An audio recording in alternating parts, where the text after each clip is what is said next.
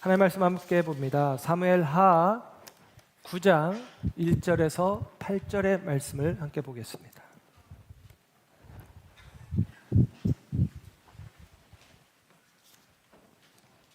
하나님의 말씀 사무엘하 9장 1절에서 8절의 말씀 함께 합독합니다. 시작. 다윗이 이르되 사울의 집에 아직도 남은 사람이 있느냐? 내가 요나단으로 말미암아 그 사람에게 은총을 베풀리라 하니라. 사울의 집에는 종 한 사람이 있으니 그의 이름은 시바라.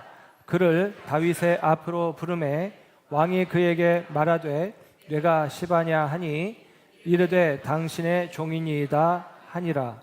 왕이 이르되 사울의 집에 아직도 남은 사람이 없느냐? 내가 그 사람에게 하나님의 은총을 베풀고자 하노라 하니 그 시바가 왕께 아뢰되 요나단의 아들 하나가 있는데 다리 저는 자니이다 하니라. 왕이 그에게 말하되 그가 어디 있느냐 하니 시바가 왕께 아뢰되 로드발 암미엘의 아들 마길의 집에 있나이다 하니라. 다윗 왕이 사람을 보내어 로드발 암미엘의 아들 마길의 집에서 그를 데려오니 사울의 손자 요나단의 아들 무비보셋이 다윗에게 나와 그 앞에 엎드려 절하매 다윗이 이르되 무비보셋이여 하니 그가 이르기를 보소서 당신의 종이니이다. 다윗이 그에게 이르되 무서워하지 말라. 내가 반드시 네 아버지 요나단으로 말미암아 네게 은총을 베풀리라. 내가 네 할아버지 다윗 사울의 모든 밭을 다 네게 도로 주겠고 또 너는 항상 내 상에서 떡을 먹을지니라 하니 그가 절하여 이르되 이 종이 무엇이기에 왕께서 죽은 개 같은 나를 돌보시나이까 하니라. 아멘. 할렐루야. 이 시간 하나님의 사랑하심과 은혜가 저와 여러분 가운데 함께하는 줄 믿습니다. 우리가 다윗 이야기를 계속 살피고 있어요. 오늘은 14번째 시간 다윗과 무비보셋, 부제는 은혜를 은혜로 잇다라는 제목으로 말씀을 전합니다.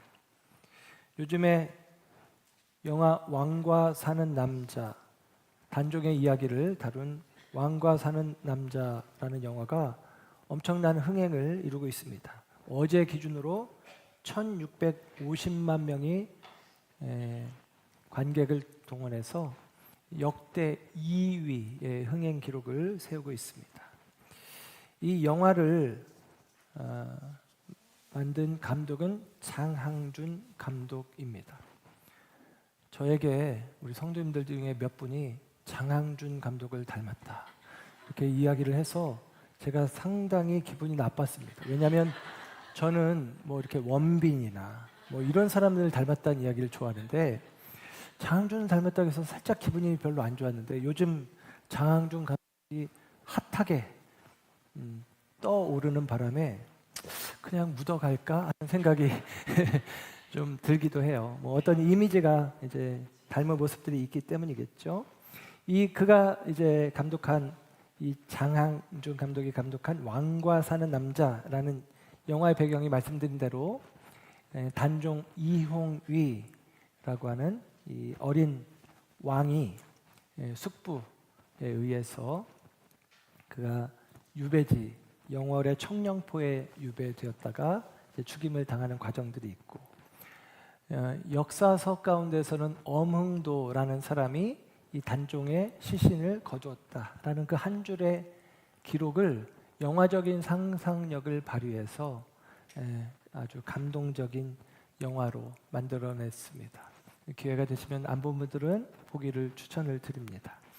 오늘 우리가 다루고자 하는 이야기가 마치 또 단종의 이야기와 비슷하게 사울 왕의 손자이면서 요나단의 아들 왕족인 무비보셋이라고 하는 이에게 주어진 하나님의 은혜의 이야기, 그를 긍휼히 여기고 불쌍히 여긴 어쩌면 다윗이 그에게 오늘 은혜 베푸는 이야기인데 다윗의 입장에서는 그 무비보셋이 다윗의 왕권의 위협이 되어질 수도 있는 인물인데 그에게 은혜 베푸는 이야기가 오늘 본문의 이야기입니다.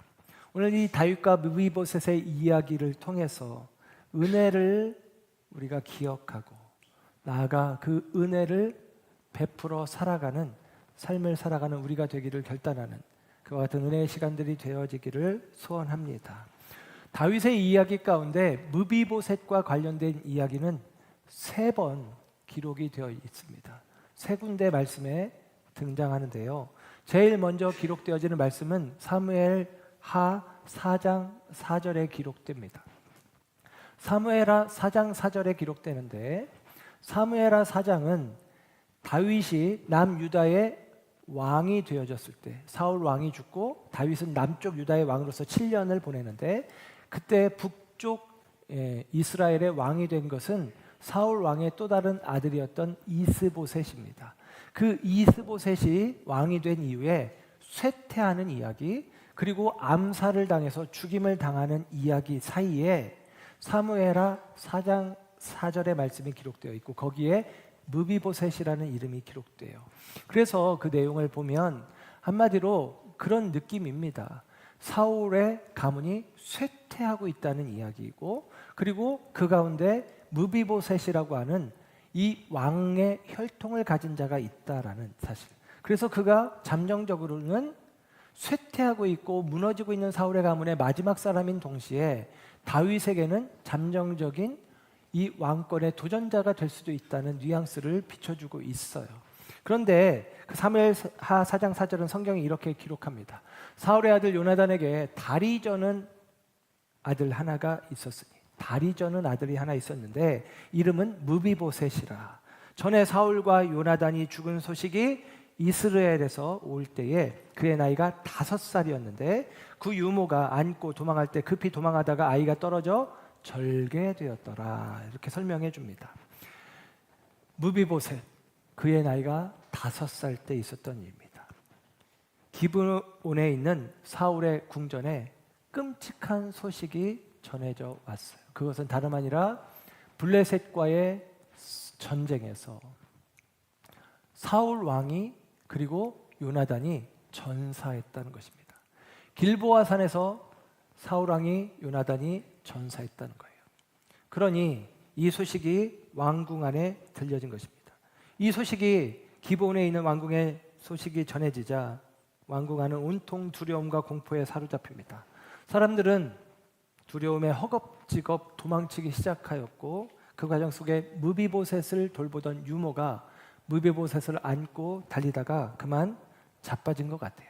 아마도 계단 같은 데서 떨어뜨리지 않았나 싶습니다. 그래서 그때부터 두 다리가 불구 장애를 입게 되었고 그때부터 다리를 절게 되었다라고 이야기를 합니다. 그리고 그가 도망친 곳은 오늘 성경에서 확인할 수 있는 곳은 로드발이라고 하는 곳인데 그곳에서 숨어 지내는 듯 지냅니다. 왜냐하면 이 예루살렘에서 굉장히 거리가 먼 거의 남쪽 유다에서 이 북쪽에 있는 갈릴리 지역 동남쪽에 위치한 곳이거든요. 그곳까지 가서 지내는 거예요. 마치도 숨어 지내는 것처럼 살아갑니다. 다리를 절며 살아갑니다.